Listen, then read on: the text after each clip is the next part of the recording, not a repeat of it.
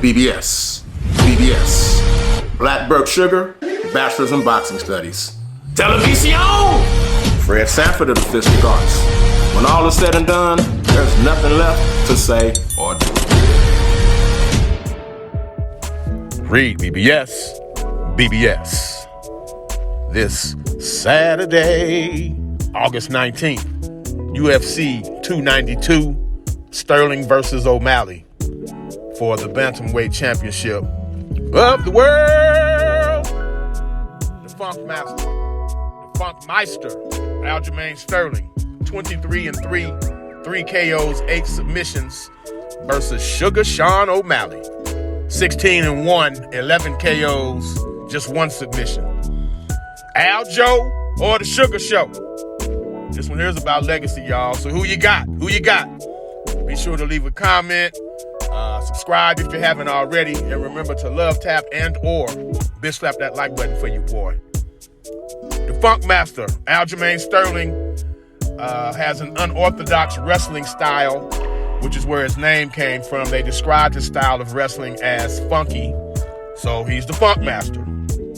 He was a Division III All-American wrestler. He met John Jones. They're both from upstate New York. ALJO, he's a black belt in Brazilian Jiu-Jitsu. He's a master of the body triangle, the human backpack, Aljamain event. He's a man of many monikers. He has the most wins in UFC Bantamweight history with 14.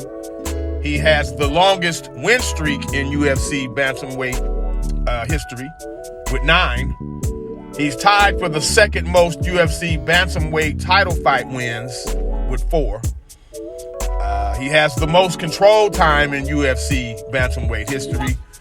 And currently he's ranked number 6 in the world pound for pound. Now, with accolades as such, you think ALJO's legacy is secure, right? Well, not exactly, because it boils down to style points. Now, mind you, win at all costs and by any means necessary, but how you win, the way you win, it also matters. It does matter. And with that said, my man ALJO, he won the title. He took Petr Yan's title via a disqualification. Wasn't ALJO's fault. His knee was, he was in a kneeling position, and Petr Yan kneed ALJO in his grill. That's illegal in mixed martial arts. DQ, new champion, Aljamain Sterling. The rematch, they had an immediate rematch because ALJO didn't like winning it in that fashion. So props to him for that. Rematch, nip and tuck fight, very close decision, split decision. ALJO retained the title. He most recently had another nip and tuck fight with former 2-weight champion Henry Cejudo. You know, split decision. ALJO walks away, but he wasn't like running through these guys. He wasn't just blowing them away. You know, he wasn't making a statement. He was just winning. Even the, on paper, you see KO2 of TJ Dillashaw. You know, well, Dillashaw, early in the fight, first round, ALJO takes him down, and as Dillashaw's falling, like his left shoulder popped out of place. So he struggled with that the entire fight, to the point he couldn't even barely lift his left arm to defend himself as he was getting ground and pounded and shit. So, again, not ALJO's fault, but just 3, I hate to say it, but almost asterisks. Just a failure to wow the masses in 3 different occasions. 3 former world champions, 3 victories, yet collectively we're like, meh, what else? That said, ALJO, he's a well-rounded mixed martial artist, but his strength is grappling and ground fighting. And while he can be deliberate at times, he's not a dry humper. Some motherfuckers just take it down and lay on you. Not ALJO. He works from the ground. But because he's deliberate, there's occasional boos during his bouts. I mean, it just is what it is. It's his style of fighting. But he can use the octagon to evade engaging, and then he'll shoot for a takedown, or he can press the issue from jump. He's got good ground and pound, excellent top control. He switches stances frequently, you know, good solid fighter. He's real good at catching a guy's kick.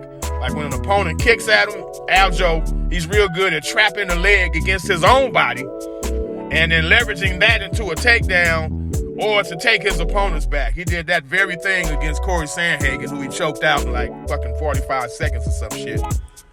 Here's all you need to know, the nuts and bolts about Aljo Sterling. Division III collegiate All-American, like I said.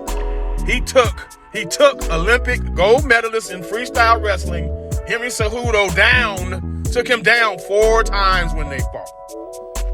Now, you know the quote, all steak, no sizzle, or is it all sizzle, no steak? Regardless, if sizzle is your thing, then Sugar SeanO'Malley is your guy. Mixed martial artist, social media influencer. My man has yet to have a 5-round fight, never mind a title fight, yet he's already pimping a custom painted Lambo. And I ain't mad, man. His Twitter, his IG following, it speaks for itself. My man even got a successful fucking YouTube channel. So make that money, brother. I ain't mad. You have to sell yourself, ultimately. But with that, there's obvious comparisons to the notorious Conor McGregor. And they're obvious. Like I said, they're two bold, confident, hard-hitting strikers who resonate with more than just MMA fans or combat sports fans. They have crossover appeal. Sugar Sean, he's colorful, like literally. You ever seen his hair? Yeah, I know you have. And he's on the verge of being a household name. He's like dangerously close. But motherfucker can fight, make no mistake. He first burst onto the scene on the Contender Series. And as luck would have it, Snoop was commentating the night he fought. Here comes this Screech from Saved by the Bell looking ass motherfucker. He gets into a slugfest with Alfred Kashakian.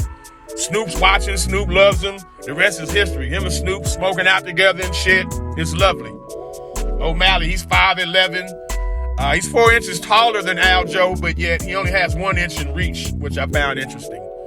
O'Malley also is 1-0 with 1 KO in boxing. He has a professional boxing match under his belt.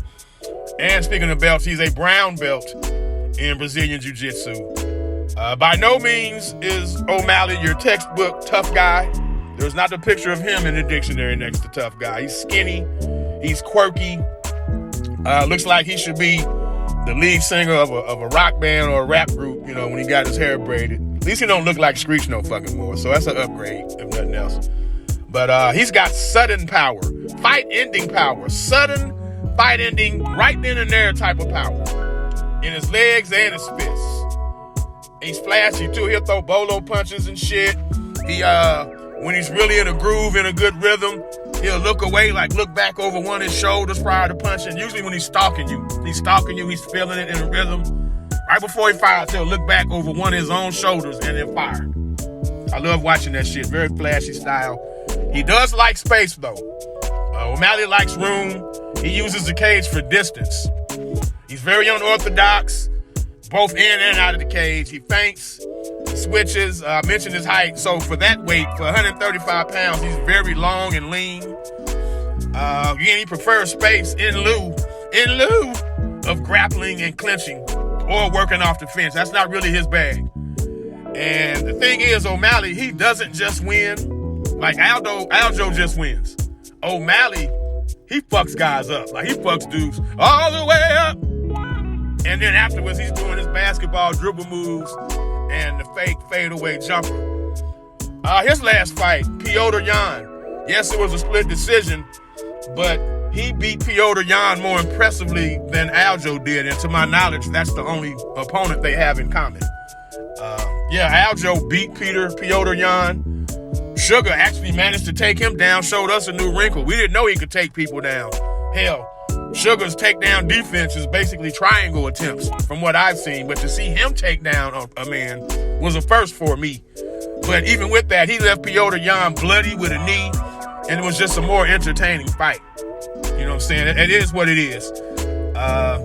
He fucks people up, man. His front kick is like a jab. He's a special striker. O'Malley's a special striker, truly special. But that's just it. What else? What else? You know, what about your ground game? You know, you got to step that up, especially tonight. You're going to need it tonight. But with that said, O'Malley has the highest significant strike accuracy in UFC. Not just as bantamweight, but in UFC, period. Now, Aljo thinks The Sugar Show is the teacher's pet.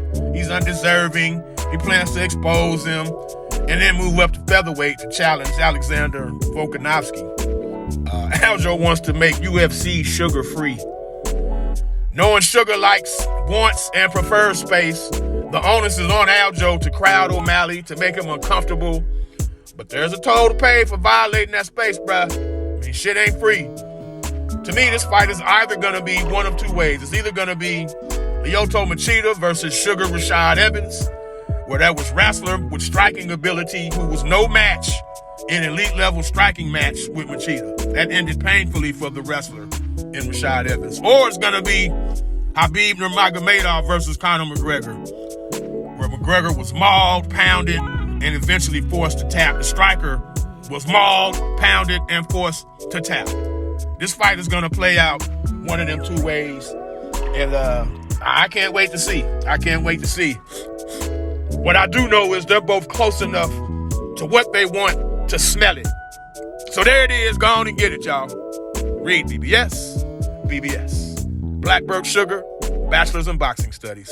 Televisión, Fred Sanford of the Fistic Arts. When all is said and done, there's nothing left to say or do.